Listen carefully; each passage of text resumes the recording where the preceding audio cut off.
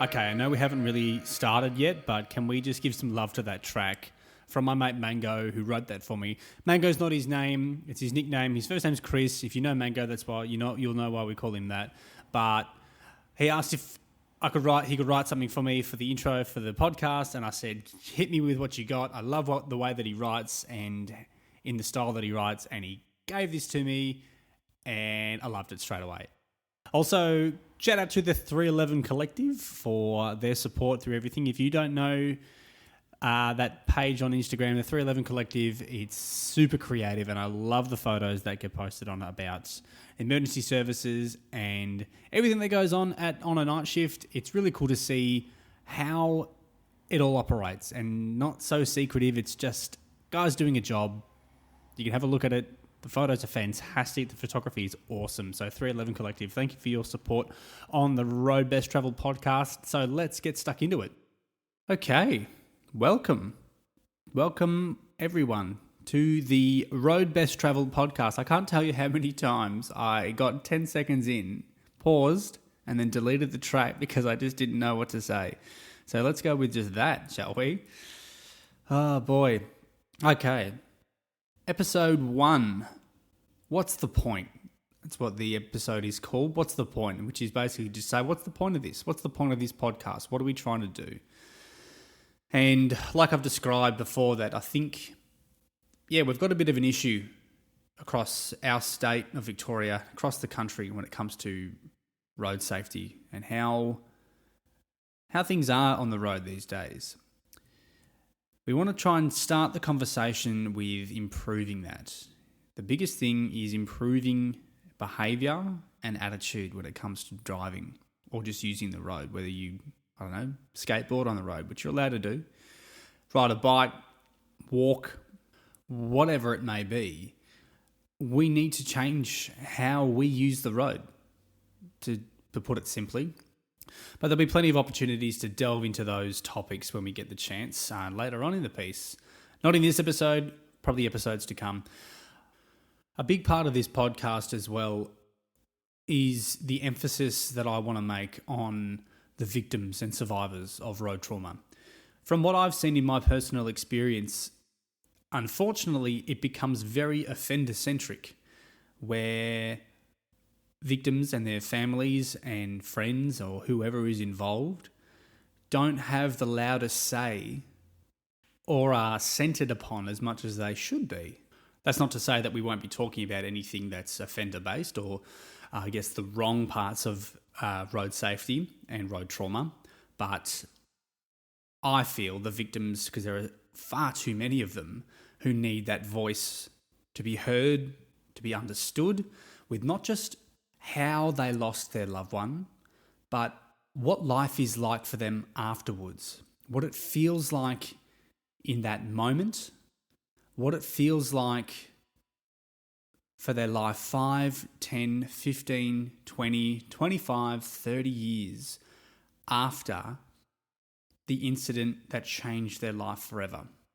I know that for me, that's something that I have centred upon for a long time, and it's only been 4.5 years since the event that changed my life forever. And I always wonder what it's going to be like for the next 5, 10, 15, 20, 25, 30, 40, 45 years that I might have on this earth without that person. But just a brief introduction of me, I guess, in the topic of road safety, something that I've always been passionate about when it comes to using the road, the best ways to use the road, being passionate about your vehicles and being a responsible and considerate road user. And I would say that a lot of that learning came from my parents. When you're learning how to drive, taking a lot of from what, and I think everyone would as well, take a lot of what they learn now on the road from their parents. And to realise what lies ahead when you misuse the road. What can outcomes be when it comes to minor fender benders, to fatalities, people losing their lives, to things going incredibly wrong? It was important for me when it came to road safety to make sure that every single time you start the engine and you get going, that every single drive is different. And the number one thing that should be in your mind is, am I using this road considerately for everybody else and myself? There is a time and place for playtime. That's not on the road though. I've always had a passion for motorsport, whether it's the supercars, Formula One. I remember back in the day watching supercars when they were the old V8s of the likes of Mark Skaife, Craig Lowndes, Russell Ingall, Jason Bargwanna, those greats of the supercars scene.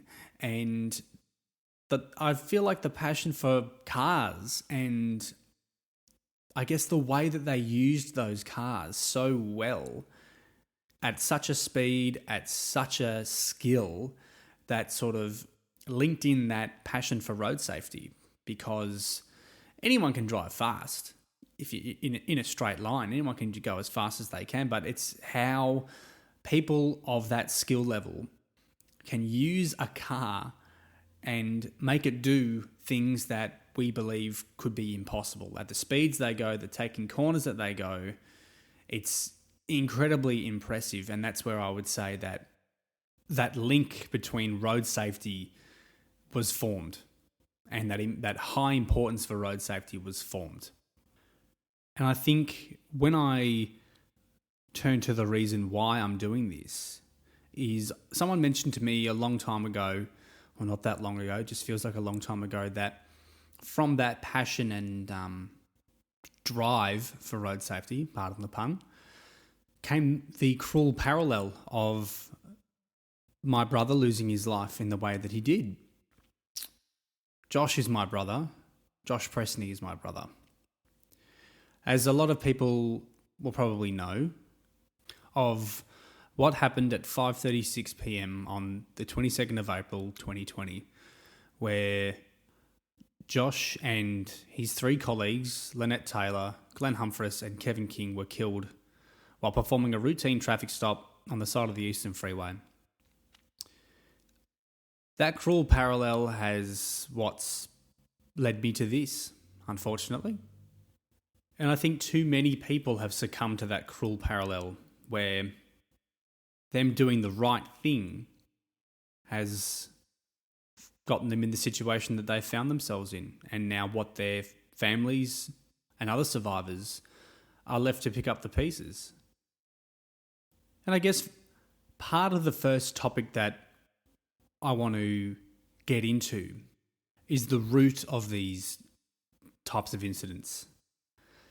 And the root of the incidents, I think, are very much so to do with behaviours and attitudes of using the road. Everything that we do on the road is our choice. It's our reasoning. When we're behind the wheel, it's our choice, nothing else. And I think a problem of it is that we've become a bit of a melting pot of so many different behaviours and attitudes about what many different individuals think is the right thing to do. Some road users don't believe that they have to stop for that red light. Some road users don't believe that they actually have to go 60 when the speed limit is 60. Some road users believe that their skill level is far outweighs anybody else's. And that creates a lot of confusion for a lot of people and frustration for a lot of people, is that we are not on an even keel when it comes to how we treat the road. And unfortunately, I feel it's made driving and using the road a very nervous and unpredictable environment, because there's so much going on and so much difference to what should be going on. And what I mean by that is things aren't going the way that they should go on the road, whether that's people driving when they shouldn't be, being distracted, speeding, not giving way, not being considerate, not, treating other people how they'd like to be treated. And on far too many occasions, individuals have succumbed to the poor behaviours of others when it comes to using the road. I feel that we've become a very complacent society when it comes to how we treat the road and how we behave on the road and what our attitude is on the road. And the importance of protecting not only ourselves but other people. I know from my instance, the frustration of the reasons why it occurred and the timeline of why and how this all occurred. And every story of somebody who lost their life or who was injured or whatever incident it might have been, there's a story to it. Whether it might be a millisecond long or it's days long, there's a reason why and a behavior and an action and an attitude as to why this happened. Unless something fell out of the sky and landed on a car, then that's the anomaly that we can live with, but we don't want to live with it sometimes. But unfortunately, too many times we have to live with the attitude and behavior. I know I've said that so many times now, but the attitude and behavior of other people getting us into the situations that we don't want to get into, whether it's something from being hit from behind at a low speed. Someone caused that. Someone's behavior caused that, whether that was being distracted, not paying attention, not getting enough sleep, being alcohol affected, being drug affected, being distracted by something else, not giving way, not going through not stopping at a stop sign, not going through a red arrow. All of these things, and more often than not, and I take away the quote from Hot Fuzz, my favourite movie of all time, is that, why can't we call it an accident anymore? And he replies with, because accident implies that there is no one to blame. And it's not to say that we got to look for someone to blame in all of these cases, but there is usually, 9 times out of 10, someone who causes this. The someones are us, the road users. And are we going to change that? Are we going to change the attitude about what we believe is right and wrong when it comes to using the road? I don't know. There are some people who do firmly believe that they should be able to use their phone while they drive. It's no secret that it's been an offence since mobile phones were invented. But there'll be people who will still believe that, no, I need to go this speed. It doesn't matter. It doesn't matter that I've had a few drinks. And that's where I'm getting back to that melting pot of so many different types of behaviours and attitudes. As a society, it's great being a melting pot of so many different cultures, being so diverse with how we feel and how we live our lives. But I believe that we don't really need diversity when it comes to how we use the road. It should be pretty plain and pretty simple across the board. As a society, this is how we use the road. This is how we respect the road. This is the importance of saving lives on the road for us.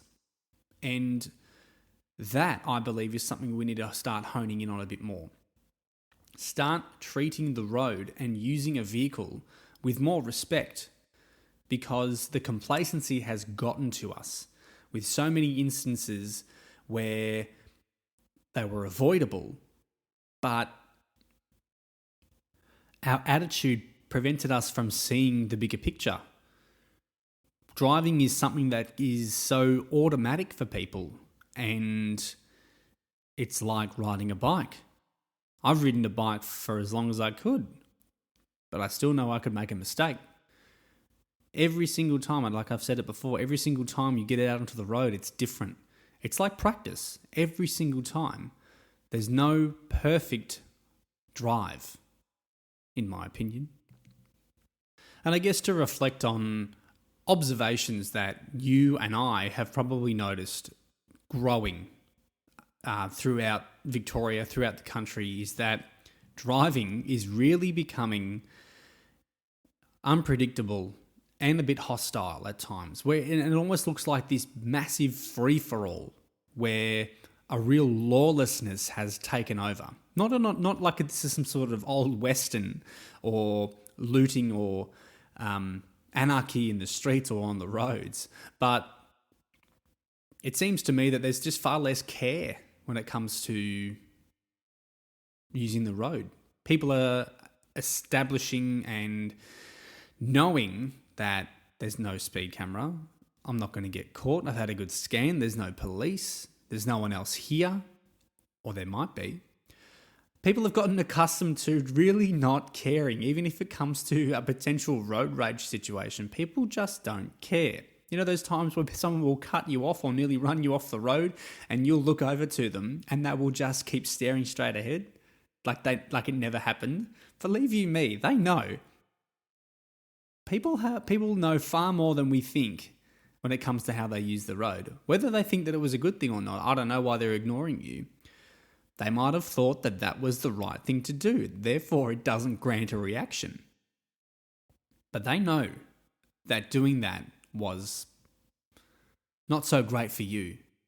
But yeah, that lack of consideration and care is sort of really creeping into a daily drive. You drive across Melbourne and you're not going to really have a consistent time of a harmonious drive. And a lot of times people will probably think that they've gotten away with it. So this attitude doesn't need to change. This style of driving doesn't really need to change. I haven't had an incident yet. I'm a good driver. I haven't hit anybody. I haven't been pulled over. Does anyone ever think that that could just be luck? Because catastrophe could be just waiting around the corner, purely because you can't predict what somebody else is going to do.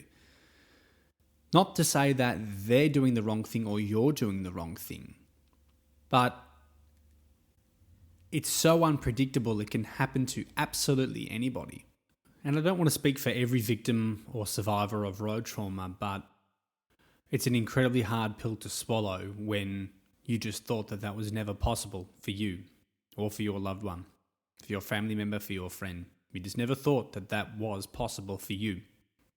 I know that it was for me. One of the very first things that I was saying is that we don't get ourselves into these situations. This doesn't happen to us. That feeling or that thought that it doesn't happen to you or that it won't happen to you, I think should be one of the number one key points when it comes to how we're going to be changing our attitude and behaviour when it comes to using the road. And that moves on to my next point of my observations, yet again, and I call this, which person do you want to be? Because whether or not, on what scale a road incident might be, whether it's just a fender bender or a totally catastrophic event, and we'll start on the minor scale. So a minor fender bender. You're someone who has run up the back of someone. It's your fault. You're at fault. Simple as that. Then what you have to do is you have to pay an excess to an insurance company, or you don't even have insurance. So you're left with a bill. You might be left without a car. You don't have a means of transport. You're financially affected by this. You might be then emotionally affected by this, mentally affected by this.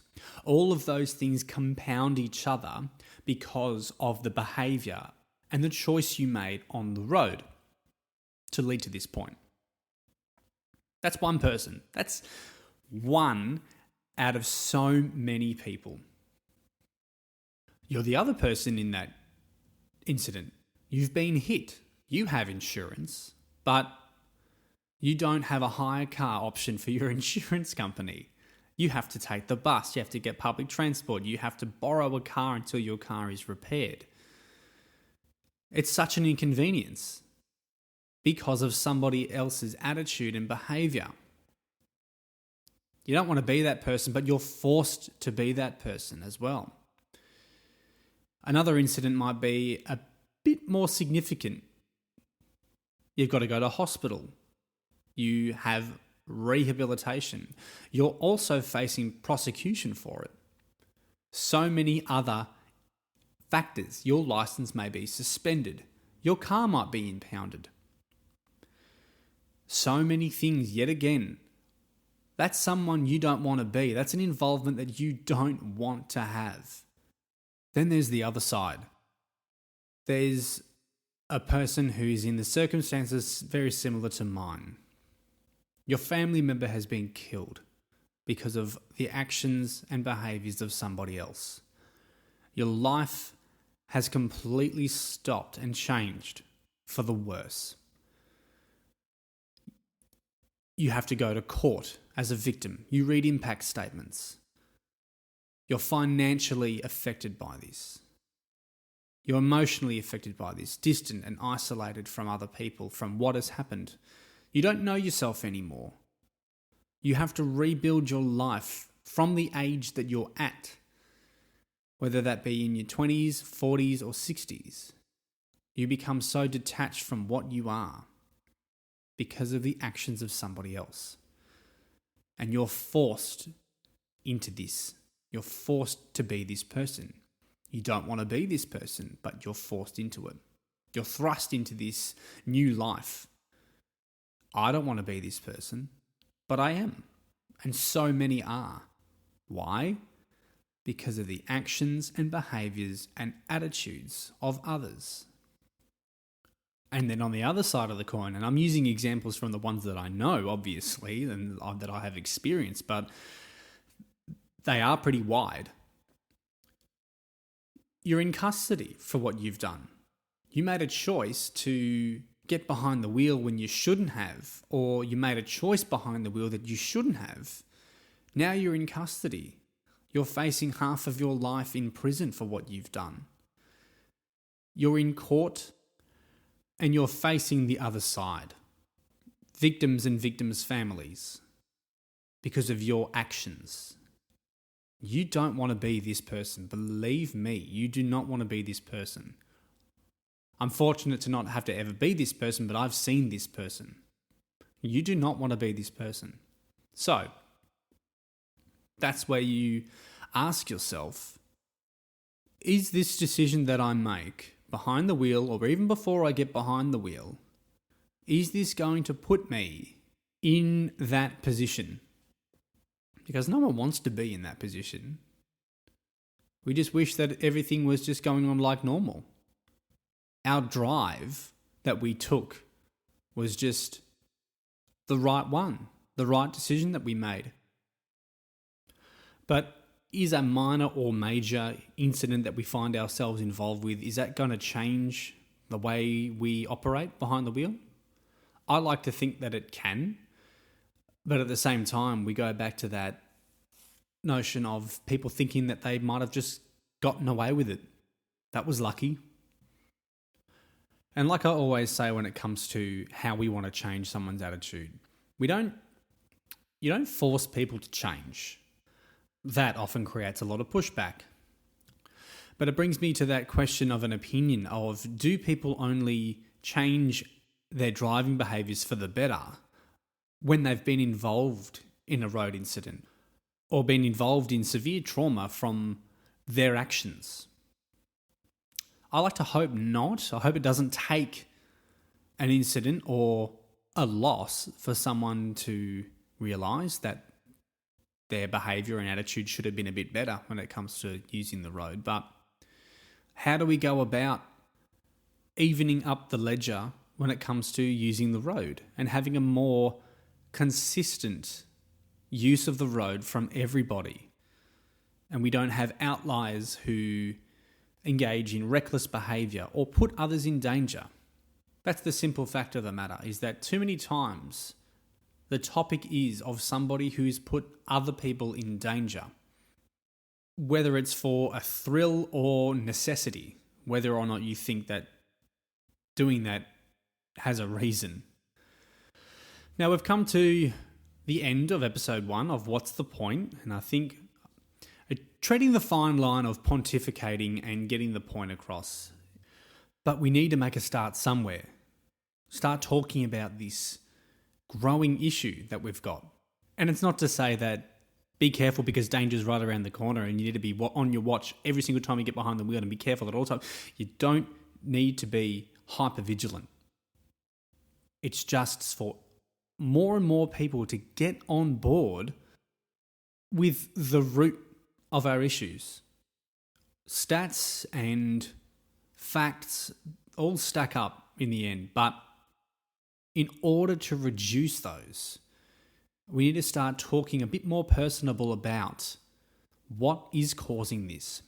And we start with, do I believe that my attitude and behavior, there it is again, that my attitude and behavior is going to protect myself and somebody else behind the wheel? It's something to think about. It really is. For no matter what age bracket you are, no matter what experience you are, think about it while you're driving. Think about it while you're just doing anything when it comes to using the road. Is what I'm doing or about to do or what I think, is this going to be for the protection and the betterment of somebody else or myself? Because I don't want to be that person. If you've made it this far, then thank you so much for listening. It's just a good start, I feel, to the types of discussions and topics we'll be honing in on with this podcast. Not just talking about what horrible things are happening or what is going on our roads, but getting the discussion out there on how we can prevent all of these things from happening in the very beginning, in the very first instance, and make us all better drivers and better road users. But it's just the beginning. So message me so I know you got home safe, drive safe, and see you on the next one.